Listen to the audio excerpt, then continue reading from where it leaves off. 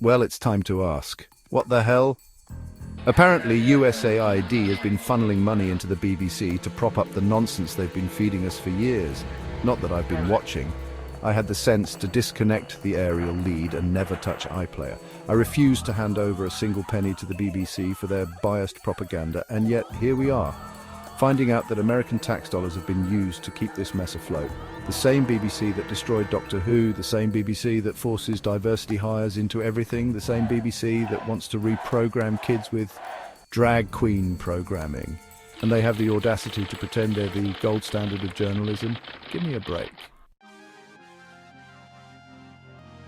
Welcome to the Snake Pit, where we're full of bile and venom. I'm your host, Snake Daemon, and today I'm tearing into the BBC and their desperate scramble for cash.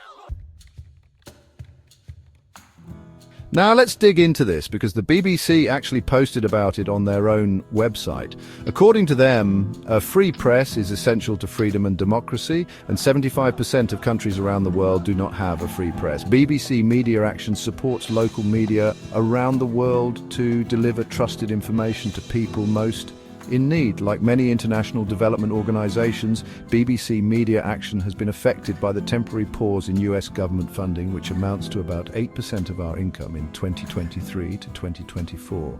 We're doing everything we can to minimize the impact on our partners and the people we serve.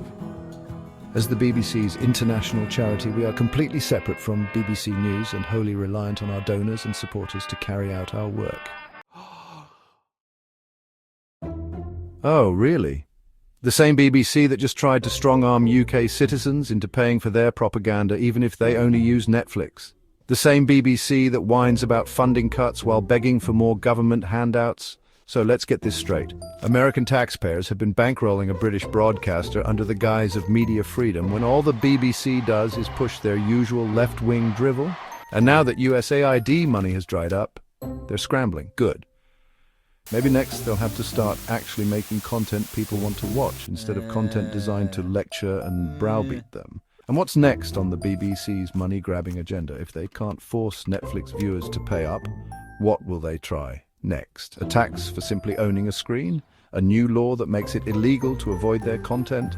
People will just cancel their subscriptions and live on YouTube, and even then they'll probably try to sneak in some new online tax to compensate.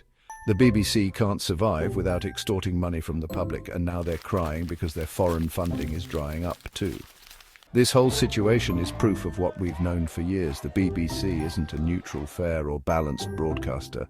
It's a government-backed propaganda machine, and it's finally starting to lose its grip. The sooner it collapses, the better.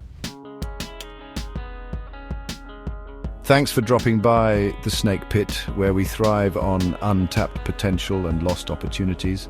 Don't forget to subscribe and hit that bell, like the video, and leave your opinions in the comments, where, naturally, I won't read them. Until next time, stay venomous.